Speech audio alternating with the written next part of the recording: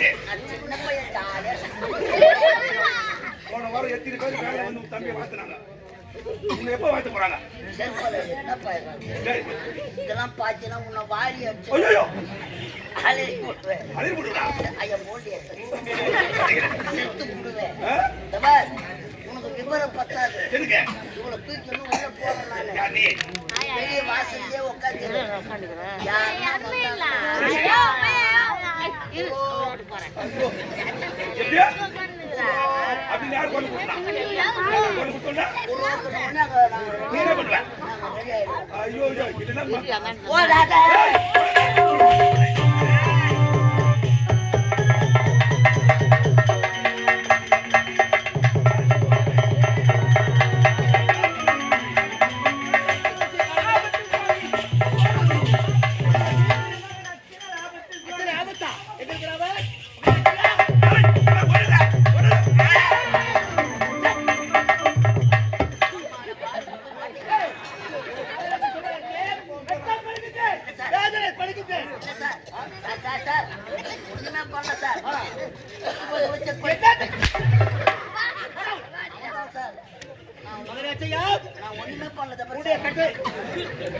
கட்டளை என்ன செய்யறாங்களா இல்லையா ஊர்வசி சரியான முறையிலே மலர் செடிகளுக்கு நீர் ஊற்றுகிறாளா? நீர் ஊற்றிய பிறகு பூத்த குளிர மலர்கள் அளவு போகாதவனை பார்த்துக்க சொன்னேன்.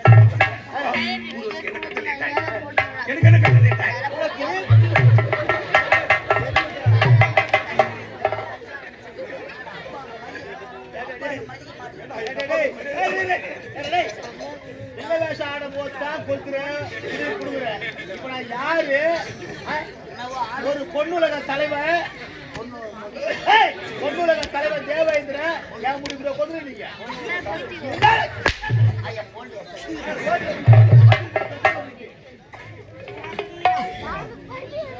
நீர் ஊற்றுகிறாரா இல்லை என பின்தொடர்ந்து கண்காணிக்க சொன்னாய்.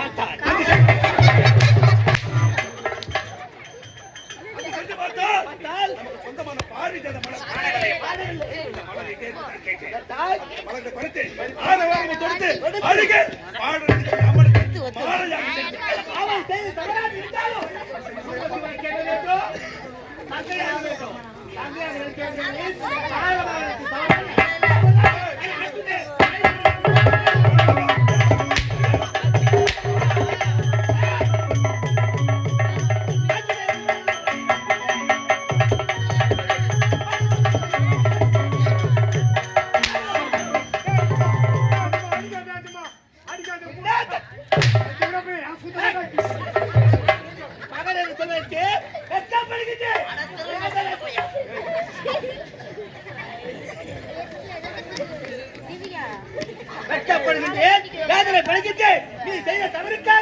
இந்த தேவலோகத்திலே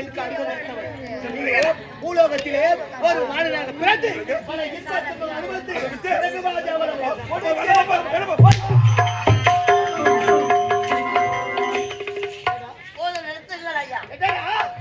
நீ பெற்றெடுத்த மகனாக இருந்தா இப்பேற்பட்ட சாபத்தை கொடுத்திருக்கிறேன். நான் பெற்ற மகனாக இருந்திருந்தாலும் இப்படிப்பட்ட சாபத்தை தான் கொடுத்திருப்பேன். போன வாரம் நீ பெற்ற புள்ள கூடு பூந்து திருநாளா ஒரு வாரம் ஆகுது. திருச்செந்தூர் போய் திருநாள் ஐயா. இதற்கெல்லாம் காரணம் இந்த ஊர்வசிதான். என்ன சொல்ற? ஆமாங்க. என்ன அவளுக்கு என்ன கட்டளை இட்டீர்கள்? மலர் செடிகளுக்கு நீர் ஊற்று. மலர் செடிகளுக்கு நீர் ஊற்று. பாரிஜாத மலர்களுக்கு நீர் ஊற்று. ஆமாட்டா. நமது தேவ சபையிலே நாட்டியம் ஆடும் பொழுது இல்லாத இந்த மரகத மாலை பூலோகம் சென்ற பிறகு எப்படி வந்திருக்கும்? ஊர்வசி, இந்த மரகத மாலை எப்படி வந்து எப்படி வந்தது? அந்த உண்மையா தான் கேட்டாயா? மத்திய உலகத்தில் கீழே பூலோகம். இந்த ஊர்வசி பூலோகம் சென்றான். பூலோகத்தில ஒரு அம்மன் ஆலயம் பாழடைந்து கிடந்த அம்மன் ஆலயத்தை சுத்தம் செய்தார்.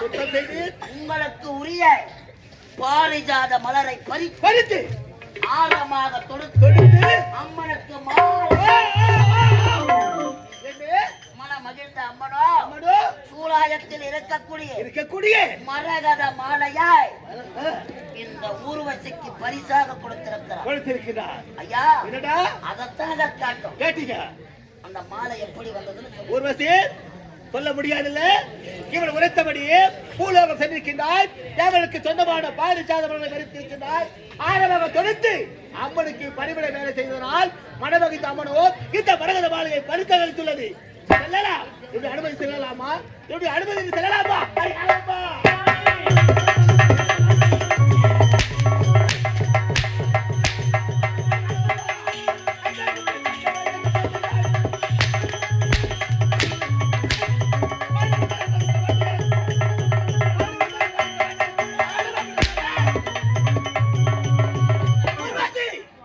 நாட்டியத்திலே பேர் படவல் சிறப்பாக நாட்டியம் ஆடக்கூடும் என்று பேர் புகழோடு இருந்தேன்.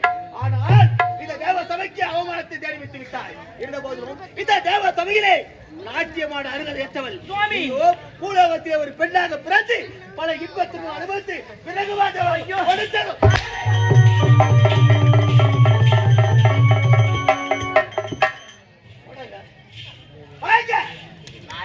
நீங்க வராங்க.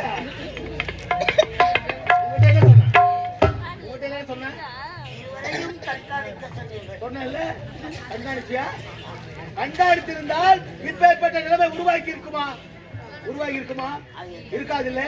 ஆகையினால் நீ கண்காணிக்காத காலத்தினால் நீயோ பூலோகத்திலே பிறந்து ஆணும் இல்லாது பெண்ணும் இல்லாது திரு நங்கையாக அழைக்கிறது உடைத்தவா.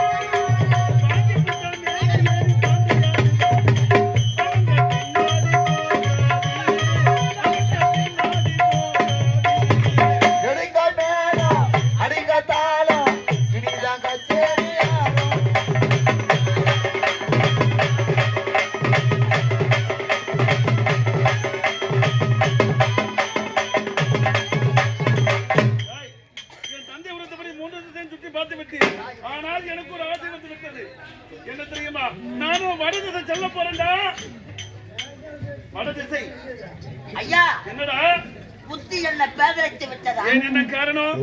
அப்பா என்ன உரைத்தார்? இருப்பது 4 திசை. 4 திசை. 3 திசை எங்க ஒன்னால போகலாம். ஆமா. வட திசை போக கூடாது. அவருக்கு என்ன தெரியும்? வயதாகி விட்டது.